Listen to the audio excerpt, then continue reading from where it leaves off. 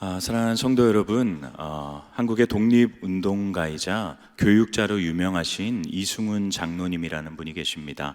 이분은 1910년도에 친구의 권유에 따라서 평양에 있는 장대영 교회의 부흥회에 참석을 하셨어요.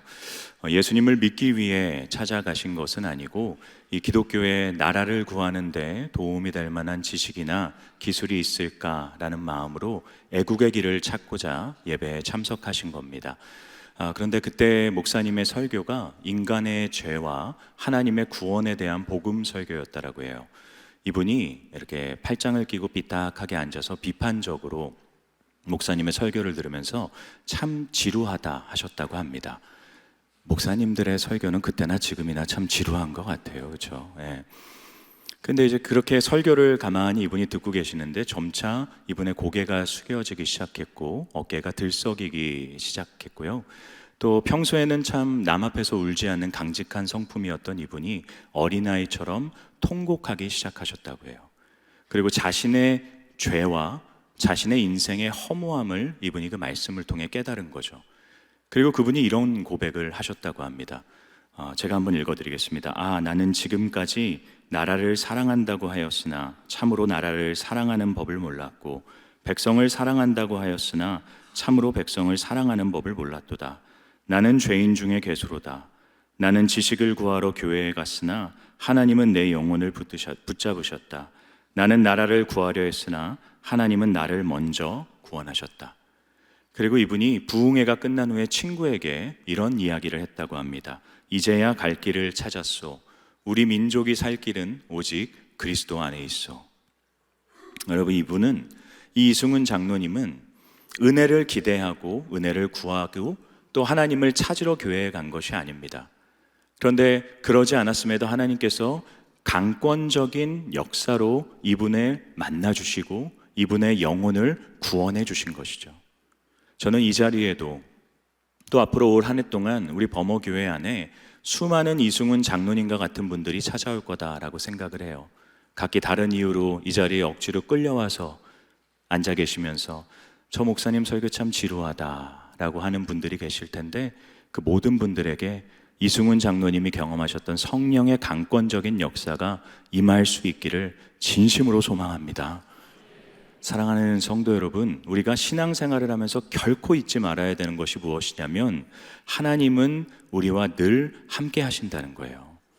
우리가 그분을 찾을 때에만 하나님이 함께하는 분이 아니세요.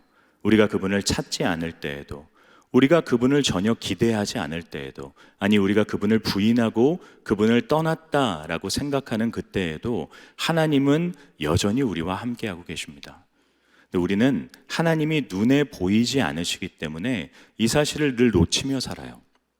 그래서 성경은 그런 우리를 바라보면서 우리가 양과 같은 존재다라고 얘기합니다. 양은 여러 약점들이 있지만 그 중에 가장 큰 약점은 시력이 좋지 않다는 거예요.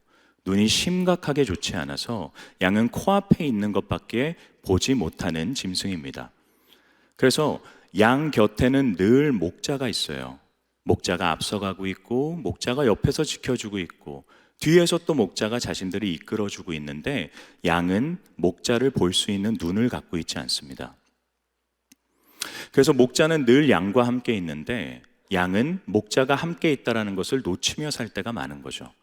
그래서 고대 중동 집안의 목자들은 이 양들에게 자신의 임재를 휘파람 소리와 때로는 작은 노래를 읊조리는 것으로 알렸다고 해요. 양은 시력이 좋지 않지만 청력이 좋습니다.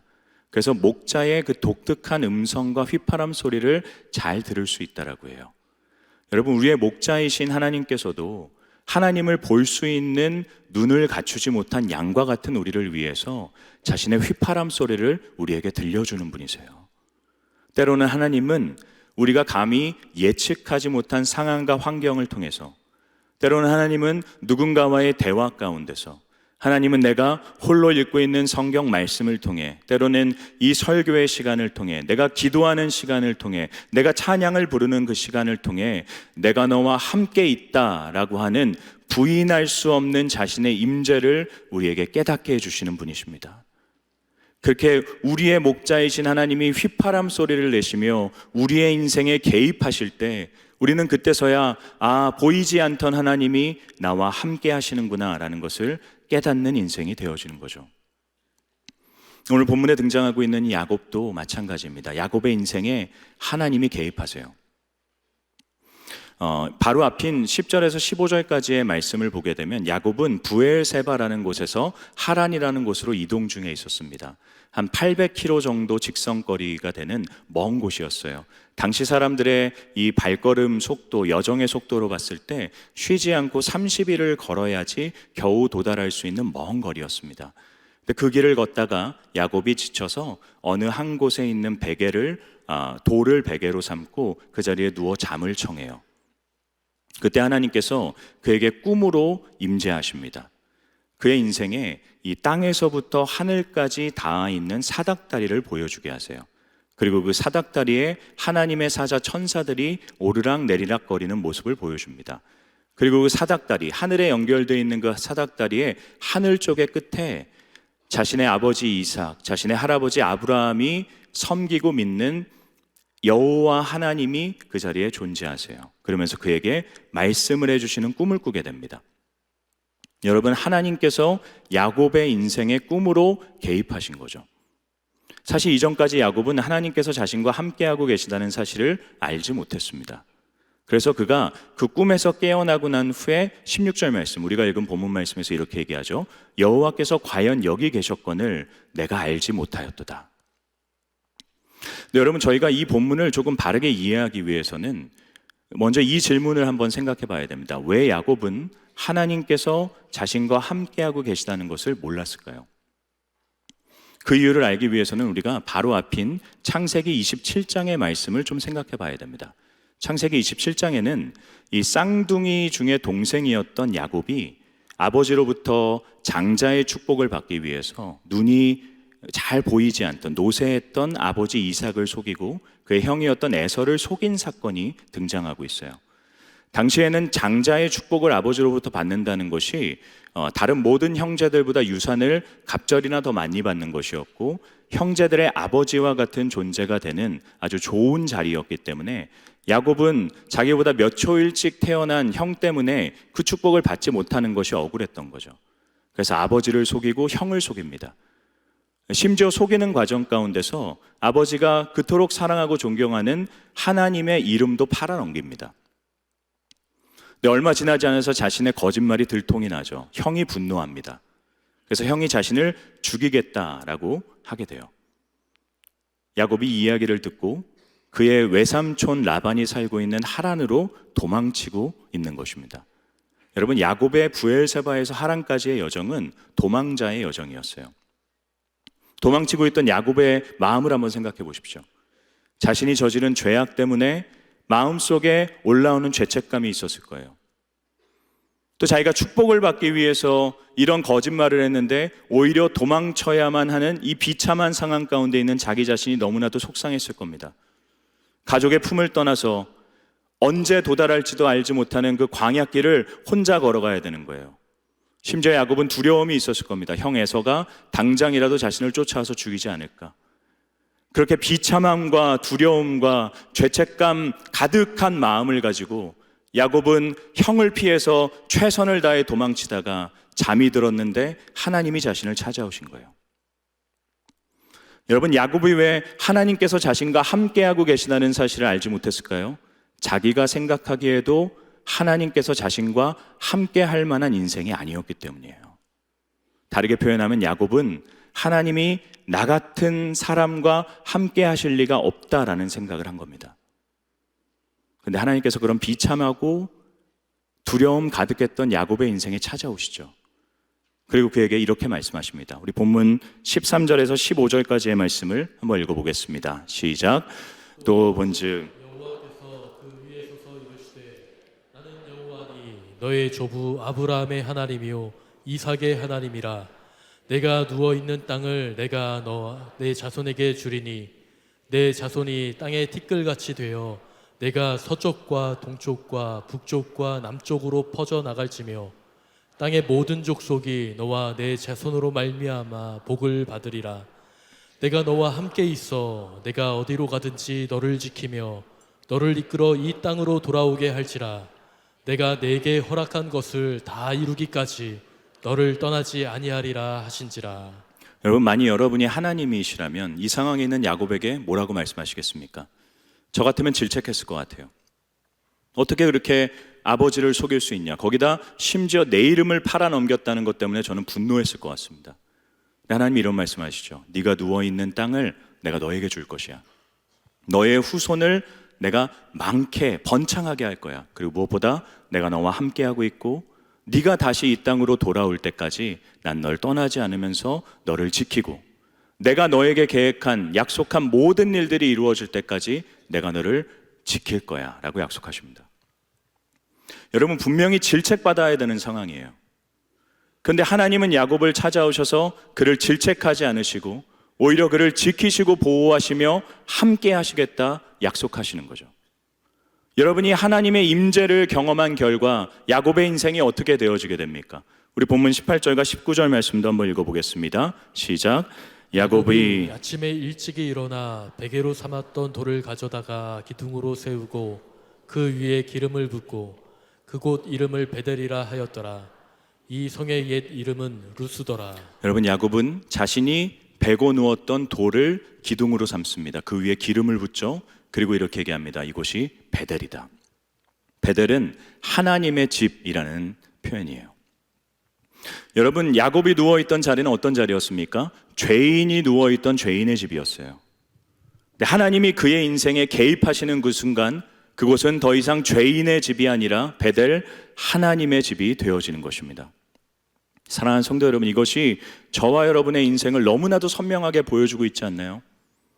우리 모두가 야곱처럼 우리가 지은 죄악으로 인한 수치심과 죄책감과 비참함과 또 심판에 대한 두려움으로 도망치던 인생이었어요.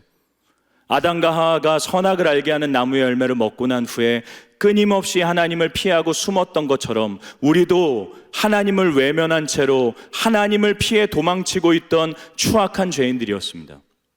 하나님께서 우리의 인생에 개입하신 거죠. 그분이 우리의 인생에 찾아오셨어요. 그리고 마땅히 질책받아야 되는 인생인데 그분이 우리에게 말씀하십니다. 내가 너를 알고 있으며 너를 지킬 것이며 너의 인생을 끝까지 보호할 것이다.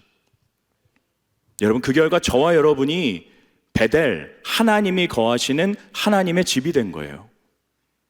사랑하는 성도 여러분, 여러분의 집은 베델, 하나님이 거하시는 하나님의 집입니다. 물론 여러분이 여러분의 가족들 가운데 혼자 신앙생활을 하는 분일 수도 있어요. 배우자, 부모님, 형제, 자매, 자녀들 아무도 믿지 않을 수 있습니다. 그래서 예수만 섬기는 우리 집이라고 하는 찬송가가 나의 고백이 아닐 수 있어요. 그러나 하나님을 믿는 여러분이 그 집안에 있기에 그것도 하나님이 거하시는 베델 하나님의 집입니다. 여러분의 직장이 거룩한 것 하나도 없어 보이는 곳일 수 있어요. 그곳에 온갖 계략과 사람의 추악한 욕망이 가득 찬 곳일 수도 있습니다. 그런데 그곳에 하나님의 임재가 있는 여러분이 거하고 있기에 여러분의 직장도 하나님이 거하시는 베델 하나님의 집이 되는 것입니다. 여러분, 나의 인생이 지금 비참한 상황 가운데 놓여 있을 수 있어요. 어쩌면 내 스스로가 두렵고 내 스스로가 절망적이고 죄책감에 깊게 파고들어서 나 같은 것이 하나님과 함께 할 수 있을까라는 생각이 드실 수도 있어요. 그런데 그 순간에도 하나님은 우리에게 동일하게 말씀하시는 거예요. 내가 너와 함께 있을 것이며 너를 지킬 것이며 내가 너의 인생에 허락한 모든 약속을 지킬 때까지 너와 함께 할 거다. 여러분, 그래서 우리의 모든 순간순간은 베델 하나님의 집입니다. 무엇보다 은혜가 되는 게 뭔지 아세요? 본문에 하나님이 언제 야곱을 만나 주셨습니까? 야곱이 찬양하고 기도하고 예배 드릴 때가 아니에요. 야곱이 자신의 힘으로 해보려고 했던 수많은 인생의 여정 가운데 피곤해 지쳐 골아 떨어졌을 때, 그의 입에서 찬양도 부를 수 없고 그의 입에서 기도도 드릴 수 없고 제사도 드릴 수 없는 그 순간에 하나님이 야곱을 찾아 만나 주시는 거예요. 우리의 삶도 마찬가지예요. 하나님이 우리를 찾아오지 못하실 상황은 우리 인생에 존재하지 않습니다. 하나님은 우리가 뭔가 대단한 신앙적인 행위를 할 때에만 우리를 만나주시는 분이 아니세요. 때로는 우리가 깊은 절망 속에 빠져서 기도도 나오지 못하는 순간, 내 입으로 찬양도 부를 수 없는 절대 절망과 고독의 순간에, 그냥 지쳐 쓰러져 있는 그 순간에도 하나님은 우리와 함께하고 계십니다. 그래서 여러분, 우리 인생의 모든 상황과 모든 순간이 다 베델인 거예요. 그래서 우리도 야곱처럼 우리가 처해 있는 상황과 환경과 상관없이 동일하게 하나님께서 과연 여기 계시거늘 선포할 수 있어야 됩니다.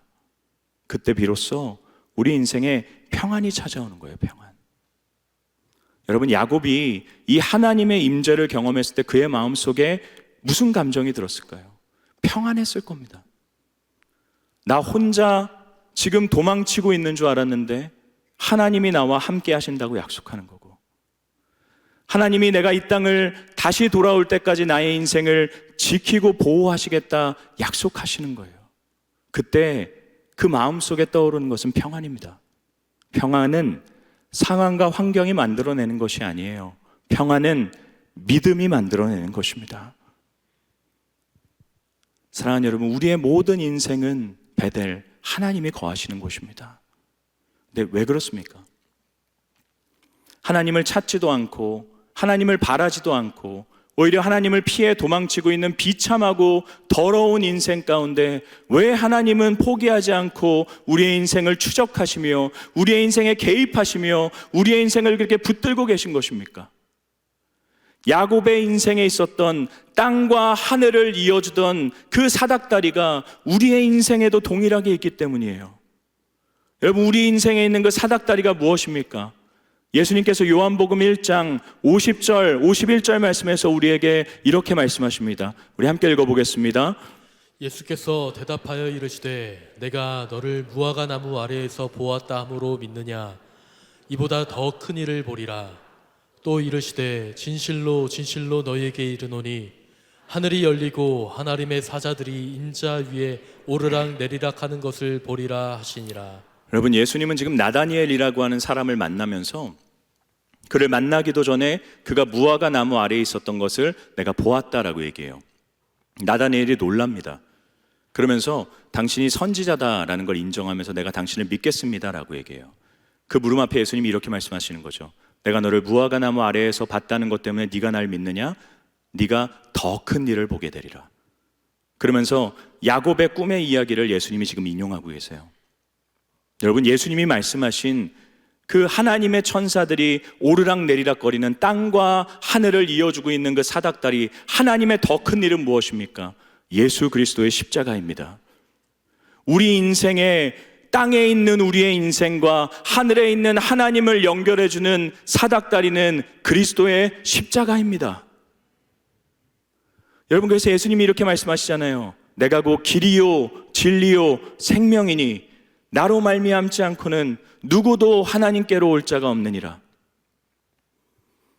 여러분, 어떻게 비참하고 추악하고 두려움 가득한 죄의 수치로 가득한 우리의 인생에 하나님이 늘 찾아오셔서 그 자리를 베델로 만드십니까? 하나님이 사닥다리이신 십자가로 우리와 약속하셨기 때문이에요. 그 약속이 무엇입니까? 하나님께서 야곱의 모든 삶이 끝날 때까지 그와 함께 하시겠다 약속하신 것처럼 그리스도께서도 세상 끝날까지 우리와 항상 함께 하시겠다, 임마누엘을 약속하셨기 때문이에요. 여러분, 예수 그리스도께서 우리를 위해 행하신 모든 구원의 사역이 있기에, 그 땅과 하늘을 잇는 사닥다리가 우리의 인생에 있기에 우리가 우리의 어떠함과 상관없이 하나님이 거하시는 하나님의 집이 될 수 있는 것입니다. 우리 인생에 사닥다리가 있다는 걸 기억하셔야 돼요. 물론 하나님과 함께 동행하는 베델이 되었다는 것이 우리 인생의 모든 문제들이 다 해결된다는 것을 의미하는 거 아닙니다.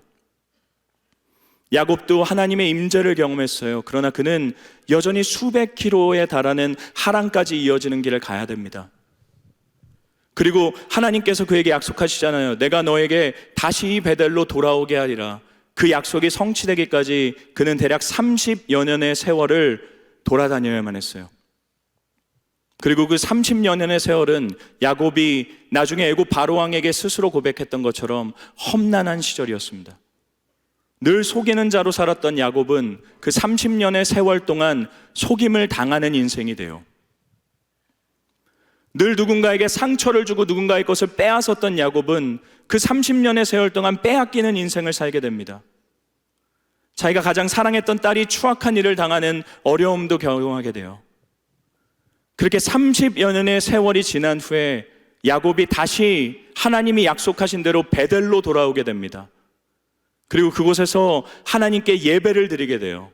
하나님이 그 예배를 받으시면서 야곱에게 이렇게 말씀하십니다. 우리 창세기 35장 10절 말씀 한번 읽어보겠습니다. 하나님이 그에게 이르시되 내 이름이 야곱이지만은 내 이름을 다시는 야곱이라 부르지 않겠고 이스라엘이 내 이름이 되리라 하시고 그가 그의 이름을 이스라엘이라 부르시고. 여러분, 하나님은 야곱을 더 이상 야곱이 아니라 이스라엘로 부르겠다 말씀하세요. 야곱은 뒤꿈치를 잡는 자라는 뜻입니다. 그래서 이 단어는 종종 누군가의 뒤통수를 때리고 누군가를 속이는 사람을 지칭할 때 사용됐던 단어예요. 그런데 30여 년의 세월 동안 하나님이 그와 동행하심으로써 야곱이었던 야곱은 이제 이스라엘이 되어줍니다. 이스라엘은 어떤 존재입니까? 이스라엘은 하나님과 싸워 승리한 자라는 의미를 갖고 있어요. 야곱이 야복 강가에서 형 에서가 자신을 죽이려고 쫓아온다라는 소식을 듣고 두려움 가득한 가운데서 하나님 붙들고 씨름했던, 하나님 끝까지 붙들고 하나님과 끙끙댔던 그 순간에 하나님이 야곱에게 져주세요. 그러므로 그의 인생은 이스라엘이 되어줍니다. 자기 힘으로 어떻게든 붙잡고 살려고 하고 누군가를 속임으로써 자기가 원하는 것을 쟁취하려고 했던 야곱이라는 인생은 30년간 하나님과 함께 지내면서 이제는 나의 모든 노력을 다 내려놓고 하나님 붙들고 하나님 붙잡으면서 살 수밖에 없는, 하나님으로 승리하게 되는 이스라엘이 되어지는 것입니다. 사랑하는 성도 여러분, 어쩌면 여러분의 인생이 야곱과 같은 험난한 세월을 지나고 계실 수도 있어요. 하나님이 분명히 나와 함께 하신다고 했는데 분명히 내 인생 사닥다리가 놓여져 있어서 하나님이 거하시는 베델이라고 내가 들었는데 내 인생 여전히 어렵고 내 인생 여전히 험난하고 내 인생 여전히 괴로울 수 있습니다. 근데 여러분, 그 모든 시간 하나님이 우리의 인생을 이스라엘로 바꾸어 나가시는 시간이에요. 기억하십시오. 우리는 베델에 존재하고 있고 결국 다시 베델로 돌아갈 것입니다. 우리가 태어난 그 순간부터 우리의 인생은 베델이에요. 그리고 우리의 인생이 마치는 그때까지, 하나님이 우리 인생에 계획하신 모든 일들을 이루시는 그때까지 우리는 하나님의 승리케 하심을 마주하며 살아갈 것입니다. 그리고 우리는 언젠간 영원한 하나님의 집인 천국 베델에 들어가게 될 것입니다. 그게 우리 인생의 여정이에요. 베델로 시작해서 베델로 돌아가는 삶. 그 모든 여정 가운데 살아계신 하나님이 베델로 우리와 함께하고 계십니다. 설교를 마무리하면서 여러분에게 야곱이 베델로 예배를 드리러 올라가면서 했던 이 고백을 선물로 드리고 싶어요. 우리 창세기 35장 3절 말씀 한번 읽어보겠습니다. 시작. 우리가 일어나 베델로 올라가자. 내 환난 날에 내게 응답하시며 내가 가는 길에서 나와 함께 하신 하나님께 내가 거기서 제단을 쌓으려 하노라 하매. 사랑하는 성도 여러분, 우리의 환난 날에 내게 응답하시고 내가 가는 길에서 나와 함께 하신 하나님께 우리도 제단을 쌓는 인생이 되어야 돼요. 하나님이 나와 함께 하시고 그분이 내 인생 끝까지 붙드신다라는 거 믿는다면 우리의 하루하루의 삶도 보이지 않는 하나님께 제단을 쌓는 인생이 되어야 됩니다. 내 인생 모든 것이 그분의 손에 달려있다는 걸 우리가 믿는다면, 여러분, 매일의 삶을 무엇으로 채워나가고 계십니까? 하나님의 말씀 앞에 서십시오. 하나님께 기도하십시오. 보이지 않는 하나님을 인정하며 그분을 찬양하고 높여드리십시오. 하나님이 여러분의 인생에 임재하시며 하나님이 여러분의 인생을 지키시고 보호하시는 것을 경험하게 될 줄을 믿습니다. 저는 한 주간 살아가면서 우리 귀하신 성도님들이 결국 다시 베델로 돌아가는 것임을 깨달으며 야곱처럼 속이고 속이는 내 것을 쟁취하려고 하는 인생이 아니라 하나님 앞에 항복하며 하나님이 주시는 승리를 맛보는 이스라엘로 살아갈 수 있기를 우리 주님의 이름으로 축원합니다. 말씀을 마무리하면서 우리 자리에서 일어나셔서 우리 그 하나님의 신실하심을 고백하고 찬양하며 나아갑시다. 우리 하나님 늘 신실하게 내 인생 인도하신 분이십니다. 우리 이 고백으로 고백합니다. 하나님 한 번도 나를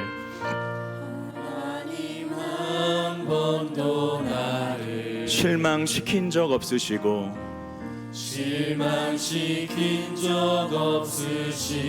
언제나 공평과 은혜로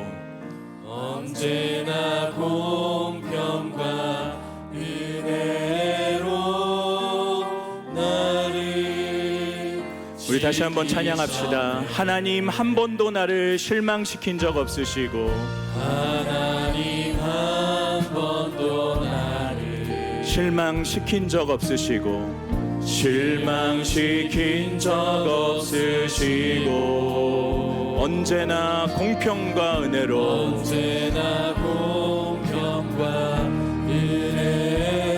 나를 지키셨네.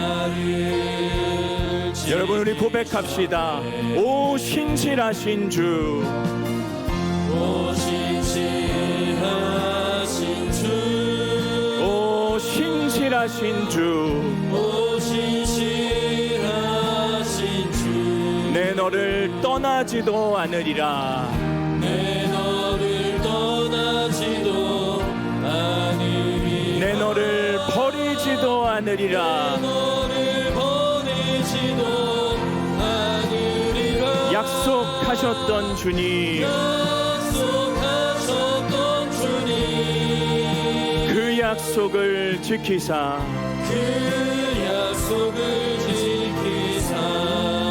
이후로도 영원토록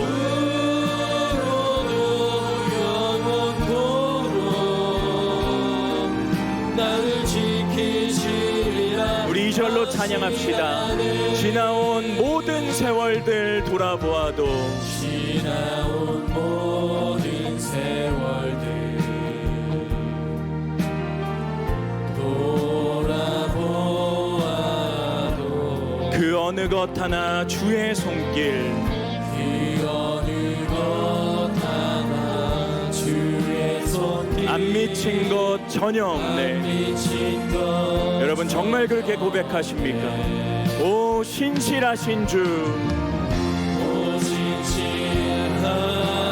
주, 오 신실하신 주, 오 신실하신 주, 내 너를 떠나지도 않으리라.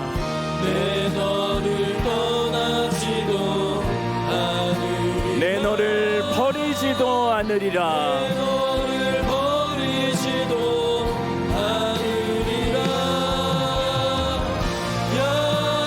약속하셨던 주님, 그 약속을 지키사 이후로도 영원토록 나를 지키시리라. 오 신실하신 주, 오 신실하신 주, 오 신실하신 주, 오 신실하신 주, 내 너를 떠나지도 않으리라. 내 너를 떠나지도 않으리라. 내 너를 버리지도 않으리라. 약속하셨던 주님, 그 약속을 지키사